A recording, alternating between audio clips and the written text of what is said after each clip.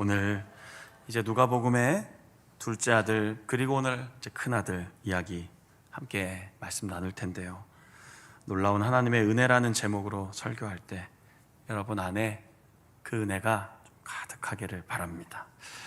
예수님이 이 땅에 오신 이유는 성경에 잘 나와 있습니다. 요한일서 4장 9절과 요한복음 3장 16절입니다. PPT 좀 열어주시겠습니까? 자, 하나님의 사랑이 우리에게 이렇게 나타났다. 그 아들을 보내주셨다. 우리를 살리려 하십니다. 너무나 귀한 말씀입니다. 요한복음 3장 16절은 아마 우리 교회 어린아이들도 암송하고 있을지도 모릅니다. 세상을 사랑하셔서 그 아들을 주셨는데 어떻게 돼 있죠? 믿는 자마다 멸망치 않습니다. 영생을 얻습니다. 누구든지였습니다. 예수 그리스도를 믿으면 유대인, 이방인, 먼저 부름받은 사람, 나중 부른 사람 다 하나님의 은혜를, 그 나라의 은혜를 누린다고 했습니다. 그런데 참 신기하게도 예수님이 이 땅에 오셨을 1세기에는 유대인들은 좀 다른 생각을 갖고 있었습니다. 유대인만 구원받는다고 믿었습니다. 유대인 안에서도 차별을 인정했습니다.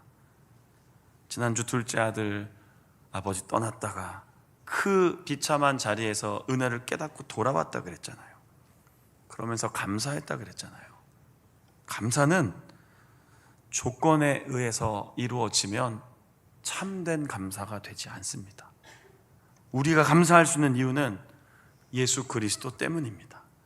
십자가의 그 은혜로 영원한 생명을 받고 하나님의 자녀가 된 것, 거기가 우리의 감사의 이유인 것이죠. 그런데 오늘 성경을 보면 잘 아시는 것처럼 큰아들은 은혜의 자리에 있으면서도 그것을 누리지 못했습니다. 동생이 돌아왔는데, 그래서 아버지가 기뻐서 잔치를 열었는데 불편해하고 불쾌해하고 서운해하고 속상해했습니다. 왜 그랬을까요? 일을 마치고 돌아오는데 오늘따라 집 주변이 막 북적북적 하는 거죠. 음악 소리도 들리고 사람 소리도 들리고 음식 냄새도 나고. 바삐 움직이는 하인 하나 붙잡고 물어본 겁니다. 무슨 일이냐? 종이 대답합니다. 동생이 돌아오셨습니다. 집 나갔던 동생이 돌아왔습니다. 어르신께서 너무 기쁘셔서 잔치를 열었습니다. 빨리 들어가 보세요. 잘 알고 계시죠? 큰아들은 어떻게 반응합니까? 제가 오전엔 잘 못 살렸는데 한번 살려볼까요? 왜야? 그래도 좀 웃어주시네요. 감사합니다. 저의 이런 형편없는 연기 실력에 그 못된 놈이, 이게 최대한 순화시킨 언어인데, 그 못된 자식이 돌아왔다고? 아버지가 받아주셨다고? 이렇게 시작된 이야기입니다. 누가복음 15장은 잃어버린 것을 찾는 이야기죠. 양을 찾습니다. 동전도 찾습니다. 그리고 사람도, 두 아들도 잃었다가 찾습니다. 인간의 부족함에도 불구하고, 인간의 악함에도 불구하고 완전한 사랑으로 그분은 기다리신다. 예수님이 들려주신 너무 따뜻한 이야기였습니다. 문제는 이 이야기를 듣는 대상들 중 15장의 첫 1절, 2절에 나오는 종교 지도자들은 세리, 죄인, 병든 자, 이 사람들은 하나님 나라에 들어갈 수 없다고 자꾸 얘기한 겁니다. 둘째 아들을 비유하는 그런 사람들. 그러니 예수님이 자꾸 그 사람들하고 밥 먹고 식사하고 그들에게 하나님 나라가 열렸다고 하니까 막 불쾌해하는 겁니다. 이 예수는 어떤 사람인가 도대체? 이 예수는 왜 자꾸 저런 부정한 이들과 함께 어울리려 하는가? 그래서 예수님이 세 가지 이야기를 들려주셨던 겁니다. 그럼 이렇게 질문해 보죠. 그럼 그렇게 얘기한 유대인들과 종교 지도자들은 완전했나요? 그렇지 않습니다. 교회 임직 계획도 발표하고 공지도 했지만 저도 안수받은 사람입니다. 저는 2002년에 목사 안수를 받았습니다. 20년 넘게 안수받고 목회자로 살면서 늘 마음의 한켠에 걸리는 게 하나 있습니다. 한 20년 정도 넘었으면 그 한 10분의 1 정도는 예수님 닮아야 하는데 가끔 막 올라옵니다. 예수님은 안 그러셨을 텐데 막 안에서 어두운 게 막 올라옵니다. 이게 왜 이렇게 좀 목사로 오래 살면 좀 잘 다듬어져서 이제는 좀 사람들이 보기에도 그건 뭐 또 잘 모르겠습니다. 내 스스로 좀 느끼기에도 이제 좀 되는 것 같은데, 이제 좀 내 성품이 좀 하나님 마음 좀 닮은 것 같은데 라고 하다가 쿵 넘어지고 쿵 넘어지고 쿵 넘어집니다. 그러니 우리도 어쩌면 큰아들과 같이 종교 지도자들처럼 좀 변한 건 아닌가 생각해 보자는 것이죠. 우리 모두 은혜로 부름받았잖아요. 우리 모두 은혜로 하나님의 자녀 되었습니다. 세례를 받고 그리스도를 나의 주로 고백하고 혹은 유아세를 받았으면 입교를 하고 그래서 하나님의 자녀로 살아가게 되었습니다. 그런데 시간이 조금씩 지나면 화가 나서 집 밖에서 안 들어가 하는 큰아들의 모습이 자꾸 우리 안에서 나온다는 거죠. 동생이 아버지에게 돌아올 제사를 요구한 것 굉장히 무례한 거라고 했잖아요. 아버지 살아계신데 아버지 나에게 어차피 줄 거라면 주십시오. 이건 굉장히 당시 문화와 관습에서는 그냥 진짜 인간 그냥 말종이에요. 그런데 큰아들 이거 못지 않다고 합니다. 이 중동 역사를 이해하고 설명하는 분들의 이야기를 들어보면 이 잔치는 지금 공식적인 잔치입니다. 그냥 야 오랜만에 둘째 동생이 돌아왔으니 그냥 밥 한번 먹자 이게 아니에요. 사적 모임이 아니라고요. 지금 동네방네에 잔치를 열었다는 겁니다. 그럼 이 잔치를 주관한 아버지가 정말로 정신없이 손님들 맞이하고 있는데 지금 큰아들이 뭐하고 있다는 거예요. 빨리 얘기를 듣고 그래 우리 아버지 바쁘시겠다. 빨리 들어가서 아버지 제가 왔습니다. 동생이 왔다면서요. 제가 뭘 도와드릴까요? 이게 정석인데 지금 큰아들이 뭐하고 있다는 거예요. 밖에 삐져갖고 못 들어가. 안 들어가. 이걸 만약에 초청된 손님들이 봤으면요 굉장히 공개적으로 아버지를 모욕하는 행동이라 합니다. 이게 이들의 문화와 정서의 이야기입니다.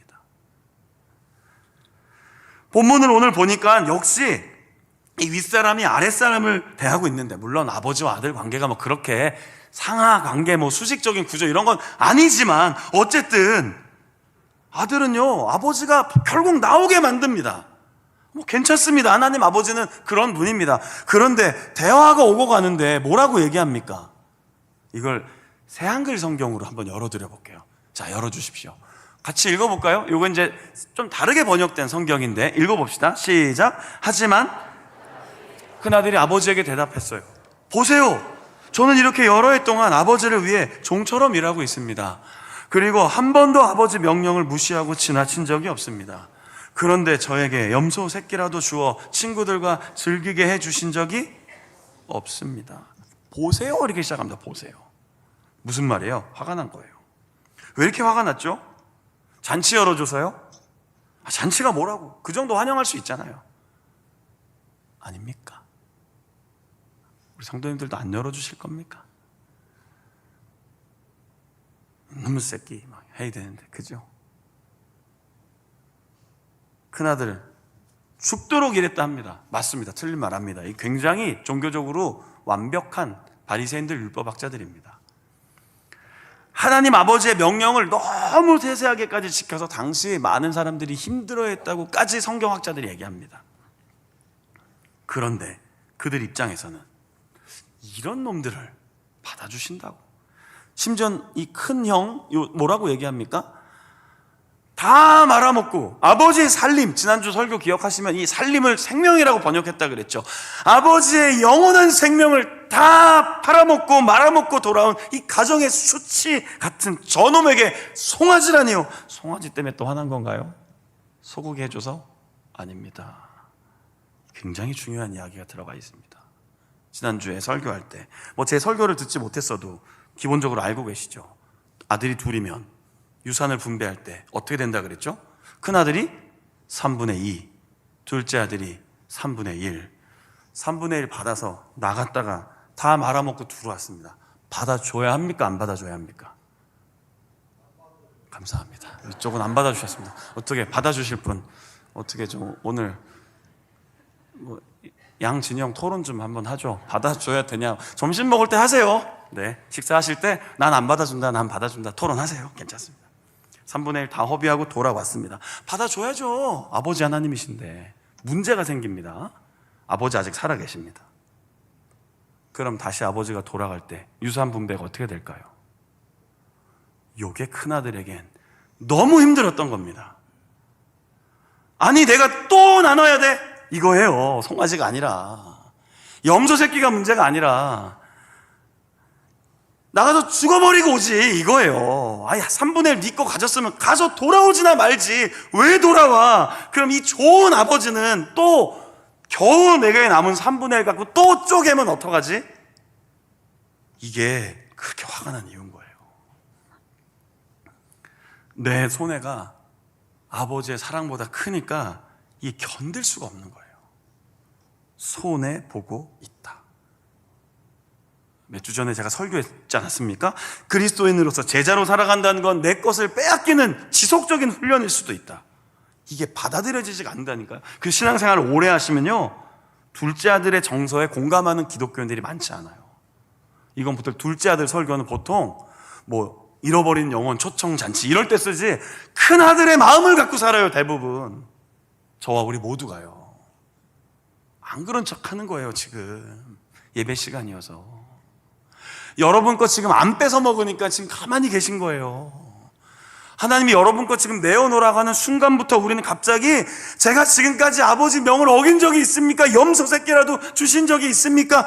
아버지 정말 너무나 서운합니다, 속상합니다, 이렇게 시작한다니까요. 그래서 의외로 많은 그리스도인들이 큰아들 마음을 이해합니다. 그래, 그럴 수 있어. 나 같아도 저런 놈들, 저렇게 신앙생활하는 사람들 하나님이 좀 그냥 한번 쾅 했으면. 자, 솔직히 한번 스스로 돌아보면서 이실직고 합시다. 있었어요? 없었어요? 네, 있었잖아요. 오늘 아침에도 있을지도 몰라요. 하나님 아버지는 그런 아버지가 아니십니다. 죄인을 위해 자기 아들을 내어주신 아버지이십니다. 그 예수님 설교의 핵심이었습니다. 근데 그게 듣기 싫은 겁니다, 유대인들은. 근데 문제는 우리도 듣기 싫어합니다. 자, 이렇게까지 표현하면 조금 너무 노골적인 것 같긴 한데, 여러분 가정에서 여러분의 지분이 얼마나 됩니까? 여러분 교회에 오셔서 이 교회에 여러분의 지분이 얼마나 되십니까? 연수로 될까요? 헌금 많이 하면 이 교회 지분이 많습니까? 무슨 회사, 기업은 아니죠. 우리의 지분은 다 빵입니다. 빵. 다 거저받은 은혜입니다.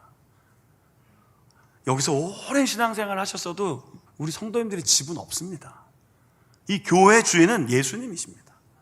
제가 일정 부분 꼭 좀 이렇게 약간 담임 목사다 보니까 그래도 가장 설교도 많이 하고 가장 결정도 많이 하는 것처럼 보이고 가장 많은 성도님들에게 이렇게 뭔가를 이야기하니까 자꾸 착각하는 겁니다. 저도 종입니다. 저도 예수 그리스도의 종일 뿐입니다. 우리 모두는 은혜로 부름받은 겁니다. 그런데 자꾸 우리의 마음이 다 하는 것처럼 말하고, 내가 결정자인 것처럼 얘기하고, 내 판단이 꼭 이루어지는 것처럼 얘기합니다. 보고 싶은 대로 말하고, 생각나는 대로 말하고, 내 판단이 가장 옳다고 믿고 자꾸 신앙생활합니다. 그러니까 마음과 얼굴이 굳어집니다. 얼마나 놀라운 일입니까? 죽었다가 살아온 겁니다. 잃어버렸으면 영원히 아버지가 평생을 내 아들아 내 아들아 했을 그 동생이 돌아왔습니다. 그의 새 출발을 감사하고 기뻐하는 게 교회여야 합니다. 같이 신앙생활 하다가도 지치고 쓰러지고 믿음이 좀 떨어져서 내가 보기에도 저러시면 안 되는데, 그러다 어느 날 그 사람이 내가 다시 말씀 붙잡고 기도하고 그래도 하나님 붙잡으려고 나왔습니다. 그럼 어떻게 반응해야 됩니까? 잘했다, 잘했습니다, 성도님 잘했습니다, 이래야 되는데 염치가 있지. 또 와. 저렇게 꼭 필요할 때만 기도해. 에이, 하나님 저건 아니잖아요. 왜 아닙니까? 내가 받은 건 어쩌고요? 나도 똑같은 사람인데 왜 나는 다 받아야 되고 왜 받지 못할 사람이 있다고 믿습니까? 이게 예수님이 하고 싶었던 얘기예요. 나와서 뭐라고 해요? 얘야, 이거 다 너 건데 그걸 몰랐니? 이게 다 네 건데 왜 이렇게 마음이 좁니? 저는요, 이 이야기를 평생 듣고 살았어요. 저희 아버님 참 좋으신 분이에요. 저희 아버님 목양실이나 서재에 들어가면 제가 아주 어릴 때부터 목사가 된다고 했기 때문에 저희 아버님이 딱 들어와서 서재에 이렇게 앉아있으면 야, 이거 다 네 책이야 늘 그러셨어요. 이게 다 네 거야. 전 이게 어떤 의미인지 어려서부터 많이 경험했어요. 이게 다 네 책이야. 이게 다 네가 나중에 가져도 돼. 여러분, 하나님은 우리에게 다 내어주신 분이십니다. 이걸 자꾸 모르니까 감사할 수 없고 기쁘지 않고 형식적인 신앙인이 되어가고, 율법의 짐을 주님이 덜어내 주셨는데 내가 만든 율법의 짐 때문에 다른 교인들을 힘들게 합니다. 모든 순간 은혜로 살아가야 하는데요. 어떤 책에서 읽었는데 한 30대 중년의 아버지랑 중반의 아버지랑 8살짜리 되는 보이는 아이가 탁구를 칩니다. 여러분, 탁구 어떻게 칩니까? 탁구 서브 넣으면 똑딱 똑딱 이렇게 가야 되죠. 이렇게 지켜보니까 똑똑딱 뭐 똑똑똑똑딱 이렇게 가는 거예요. 이게 무슨 말이에요? 한 번에 넘기지 않고 두 번, 세 번에 넘기는 거예요. 그런데 처음에 이걸 보면서 좀 불편한 거예요. 이건 저거는 탁구가 아닌데, 탁구 규정이 아닌데, 저건 반칙인데. 이게 큰아들이에요. 하나님은요, 괜찮아, 또 오해하실라, 규정과 규칙 다 무너뜨리시려고 하시나? 아닙니다. 저 아직 현역 군인입니다. 저 주중에 못 보셨잖아요. 저 거진 정시에 출근하고 들어가서 사무실 컴퓨터 열고, 저희 실장님도 계시고 지휘관들 지나가시면 충성 이것도 합니다. 저 아직 군인이에요. 저 규정대로, 저도 아직 다 규칙대로 정한 대로 다 사는 사람이에요. 그게 나쁘다는 게 아니라 필요하고 중요하나 우리가 하나님 안에서 믿음으로 살아갈 때에는 그 모든 규정과 규칙과 정했던 모든 것도 때로는 하나님 은혜 안에서 생각하고 고민하고 이해하고 덮어주고 붙들어줘야 하는데 막 목소리가 막 올라가는 겁니다. 그건 아니잖아요. 그건 아니 될 말입니다. 여긴 정치가 아닙니다. 교회는 국회가 아니에요. 신앙의 공동체는 하나님의 은혜 안에서 함께 살아가며 말씀의 기준으로 서로를 세워주는 하나님의 나라입니다. 예수님 그걸 보여주고 싶었던 거예요. 예수님도 율법을 다 지키셨습니다. 예수님 난지 8일 만에 할례 받았습니다. 절기 때마다 성전에 올라가서 제사를 드렸습니다. 예수님이 율법을 깡그리 무시했다고요? 그렇지 않습니다. 예수님은 율법대로 말씀대로 사셨습니다. 단 그렇게 지키지 못한 사람들에게도 하나님의 은혜가 흘러간다는 것을 전하니 이 큰아들과 같은 유대인 종교 지도자들이 불편해했던 것이죠. 하나님은 우리와 함께 그 은혜를 누리고 싶어 하시는 분이십니다. 이 이야기를 찬양으로 한 곡 같이 부르려고 해요. 반주 좀 준비해 주시겠어요? 방송실? 제가 이 찬양을 이렇게 어떤 이유로 많이 불렀던 찬양입니다. 이 찬양이 그냥 아예 저는 이렇게 멜로디나 가사가 아주 익숙한데, 주의 사랑을, 주의 선하심을 이 찬양 한번 부를 때 오늘 이 예배의 자리에 오신 여러분들 마음속에 좀 하나님의 은혜를 기억하고 생각하고 떠올리는 시간이었으면 좋겠습니다. 자, 반주 좀 틀어주실래요? 가사 나옵니다. 이 가사를 좀 여러분들도 보시고 이 찬양을 알면 저랑 같이 불러주셔도 좋겠습니다. 하나님의 은혜가, 하나님의 사랑이 이제야 기억납니다. 찬양합시다. 주의 사랑을, 주의 선하심을, 주의 은혜를 생각해보라. 하늘보다도 더 높으신 아버지의 사랑 크고 놀랍네. 아버지 사랑 크고 놀랍네. 다시 한번 주의 사랑을, 주의 사랑을, 주의 선하심을, 주의 은혜를 생각해보라. 하늘보다도 더 높으신 아버지의 사랑 크고 놀랍네. 정말 그렇습니다. 아버지 사랑 크고 놀랍네. 내 어찌 그 사랑 잊으리. 내 어찌 주의 긍휼 잊으리. 내 영혼의 모든 소원 만족시킨 하나님. 다시 한번 생각하며 부릅시다. 주의 사랑을, 주의 선하심, 지금까지 지나온 시간을 떠올려 보세요. 주의 은혜를 생각해보라. 하늘보다도 더 높으신 아버지의 사랑 크고 놀랍네.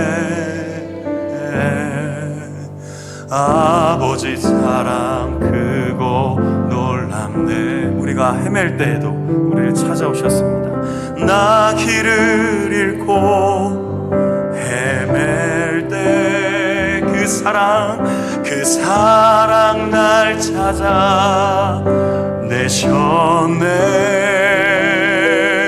내 영혼의 모든 소원 만족시킨 하나. 다시 한번. 나 길을 잃고 헤맬 때, 나 길을 잃고 헤맬 때 그 사랑 날 찾아 내셨네. 내 영혼의 모든 소원 만족시킨 하나. 이제 마지막입니다. 주의 사랑을, 주의 선하심을, 주의 은혜를 생각해보라. 하늘보다도 더 높으신 아버지의 사랑 크고 놀랍네. 아버지 사랑 크고 놀랍네. 아버지 사랑 크고 놀랍네. 아버지 사랑 크고 놀랍네. 아멘. 아멘. 하나님의 사랑과 은혜가 감사하지 않으십니까? 한번 생각해 보십시오. 오늘 하루 지나온 시간들을 돌아보십시오. 맞아요. 우리가 이렇게 주일 예배를 왔다는 건 아버지 집에서 성실하게 모범생으로 살고 있다는 뜻이에요. 그런데 잊어버리면 안 되는 거예요. 큰아들처럼 내가 변하진 않았나, 내 마음이 그렇게 딱딱해지진 않았나, 굳어진 건 아닌가.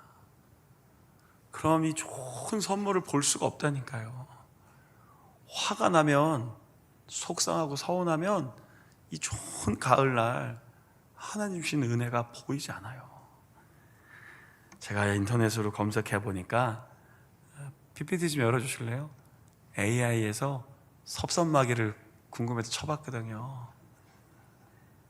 AI가 얼마나 요즘 친절한지 실험 단계로 정확하지 않을 수 있어요.